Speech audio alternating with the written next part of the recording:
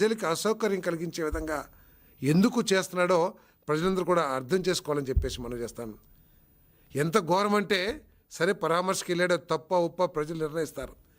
కానీ ఆ కార్యక్రమానికి సెక్యూరిటీ కాపాడటానికి నియమించబడ్డ ఒక మహిళా సర్కిల్ ఇన్స్పెక్టర్ని ఏ విధంగా దారుణంగా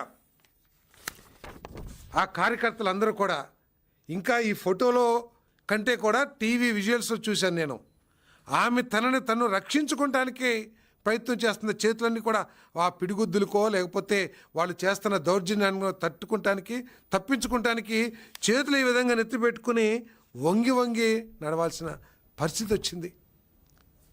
జనరల్గా సిఐ దగ్గరలో కానిస్టేబుల్స్ కూడా ఉంటారు.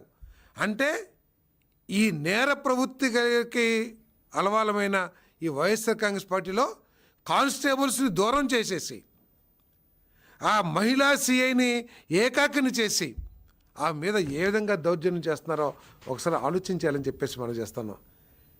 ఈ విధంగా చట్టాలని తొంగలో తొక్కే పార్టీకి ప్రజాస్వామ్యంలో ఉండే అవకాశం ఉందా అని చెప్పేసి ప్రజలందరూ కూడా ఆలోచించాలని చెప్పేసి కూడా ఈ సందర్భంగా తెలియజేస్తామని నేను.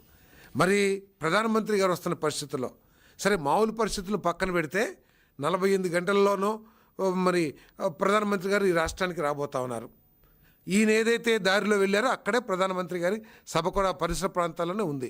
అంటే ఎటువంటి నిబంధనలు ఉంటాయి? హయ్యెస్ట్ సెక్యూరిటీ కలిగించాల్సిన వ్యక్తి ఈ దేశంలో ప్రధానమంత్రి గారు. ఆయన కోసం సెక్యూరిటీ ఉంటే దానికోసం నిబంధనల ప్రకారం 8 వాహనాలకి అనుమతి ఇచ్చింది. ఎక్కడ కూడా కూటమి ప్రభుత్వం రాజకీయ భేషజాలకెల్లా లేదా వాళ్ళు చేసినట్లు ప్రతిపక్షం యొక్క కార్యక్రమాల్ని తొక్కేయాలి అని చెప్పేసి అప్రజాస్వామికంగా ఆలోచించలే ఈ కూటమి ప్రభుత్వం. అయినా కూడా మీరు మీ కార్యక్రమం చేసుకోండి అని చెప్పేసి పర్మిషన్ ఇచ్చింది. ఏ విధంగా ఇచ్చింది? 8 వాహనాలకి అనుమతి ఇచ్చారు. ప్రధాని రాక నేపథ్యంలో ర్యాలీకి అనుమతి ఇవ్వాల. రహదారులను దిగ్బంధించరాదు, మీరు వెళ్ళొచ్చు కానీ ఏ రహదారిని కూడా ఆపకూడదు, అంటే మిగతా ట్రాఫిక్కి అడ్డం కలిగించకూడదు. వాహనాలపై వేలాడుతూ రోడ్లపై గుమ్మికూడకూడదు. ప్రభుత్వ ఆస్తులను నష్టం కలిగించకూడదు. పోలీసుల సూచనలు పాటించి యాత్ర చేయాలి. దీంట్లో ఏమైనా తప్పు ఉందా అండి? మామూలు పరిస్థితుల కంటే కూడా ఒక ప్రధానమంత్రి, దేశ ప్రధానమంత్రి ఒక ప్రాంత ప్రెస్టేజ్ కలిగించే ప్రాజెక్టు ఇనాగ్రేషన్కి వస్తుంటే ఈ విధంగా చేయటం కరెక్టా అని చెప్పేసి మనం చేస్తాను. పోలీసులు కూడా కొట్టే పరిస్థితి వచ్చిందంటే మరి ఏ విధంగా ఈ వైఎస్ఆర్ కాంగ్రెస్ పార్టీ చేస్తుందో నేను ప్రజలందరూ కూడా ఆలోచించాలని చెప్పేసి మనం చేస్తాను. ఏదేమైనా కూడా ఉత్తరాంధ్ర అభివృద్ధి, బలహీన వర్గాల సంక్షేమం ఈ ప్రభుత్వం యొక్క లక్ష్యం. ఈ 5 సంవత్సరాల్లో 20 లక్షల ఉద్యోగాలను కల్పించి మరి ఈ రాష్ట్రంలో యువతకి మంచి భవిష్యత్తు కలిగించాలనే లక్ష్యంతో ఈ ప్రభుత్వం పనిచేస్తుంది.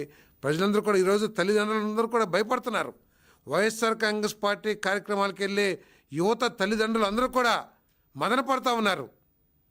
ఆ పార్టీలో ఉన్న వాతావరణానికి ఇన్ఫ్లుయెన్స్ అయ్యి మా పిల్లలు ఎటువంటి తప్పుదారిలో నడుస్తారో అని చెప్పేసి ఈరోజు తల్లిదండ్రులు అందరూ కూడా భయపడుతున్నారు ఆ పార్టీ కార్యక్రమాలకు వెళ్ళే యువకులు తల్లిదండ్రులు అందరూ కూడా. కాబట్టి ఇటువంటి దిగజారు రాజకీయాలని మానుకోవాలని చెప్పేసి నేను మరి వైఎస్ఆర్సీపీకి నేను గట్టిగా తెలియజేస్తానని చెప్పేసి నేను మనవి చేస్తా ఉన్నాను. మరి ఇది మనం చిన్నప్పుడు చూసాం, ఇది మహాభారతంలో మరి దుశ్శాసన పర్వం అని చెప్పేసి ఏ విధంగా మహిళని మరి కించపరిచి మహిళల్ని మరి ఆ రోజు దుర్యోధనుడు ఆ కౌరవులు ఏ విధంగా చేశారో ఈరోజు మరి ఆ వైఎస్ఆర్సీపీ కార్యక్రమంలో కూడా ఒక మహిళ పైన ఈ దుశ్శాసన పర్వం చేశారని చెప్పేసి నేను తెలియజేస్తా ఉన్నాను.